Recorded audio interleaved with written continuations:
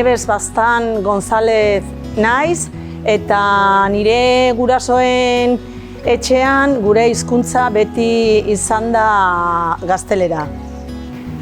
Nire aitatxoa Nafarroa zen, euskeraz bazekien, baina nire amatxoa Salamankakoa da. Eta nire etxean beti gazteleraz hitz egin dugu.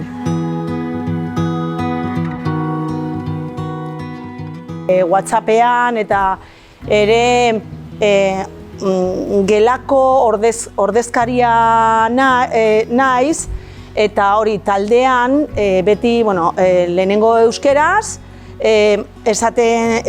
gauzak esaten ditut, eta gero ja erderaz denentzat, noski, pero hori herriko dendan ere erosketak egiten ditut euskeraz.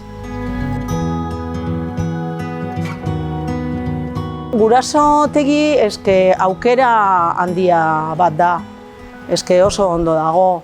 Eta iaz, B batekoa atera dut, ondo, eta horrela, ja orain dela 4 urte ikastolara joaten naizela.